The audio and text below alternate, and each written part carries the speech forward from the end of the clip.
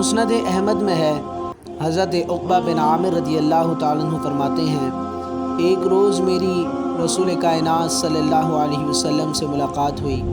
میں نے جلدی سے آپ صلی اللہ علیہ وسلم کا ہاتھ تھام لیا اور عرض کیا، رسول اللہ صلی اللہ علیہ وسلم، مومن کی نجات کس عمل پر ہے؟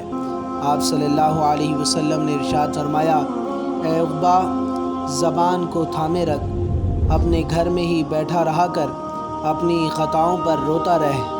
پھر دوبارہ جب حضور نبی کریم صلی اللہ علیہ وسلم سے میری ملاقات ہوئی تو آپ صلی اللہ علیہ وسلم نے خود میرا ہاتھ پکڑ لیا اور فرمایا، عقبہ، کیا میں تمہیں توریت، انجیل، زبور اور قرآن میں اتری ہوئی تمام صورتوں سے بہتر 3 صورتیں نہ بتا دوں؟ میں نے عرض کیا، رسول اللہ صلی اللہ علیہ وسلم، جی ضرور، ارشاد فرمائیے۔ اللہ تعالیٰ مجھے آپ پر فدا کرے۔ بس آپ صلی اللہ علیہ وسلم نے مجھے سورہ اخلاص، سورہ فلق اور سورہ ناس بتائیں۔ پھر فرمایا، دیکھو عقبہ، انہیں بھولنا مت اور ہر رات انہیں پڑھ لیا کرنا۔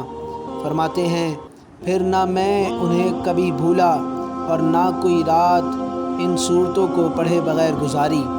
میں نے پھر آپ صلی اللہ علیہ وسلم سے ملاقات کی اور جلدی کر کے آپ کے دست مبارک کو اپنے ہاتھ میں لے لیا اور عرض کیا، یا رسول اللہ صلی اللہ علیہ وسلم، مجھے بہترین اعمال ارشاد فرمائیے۔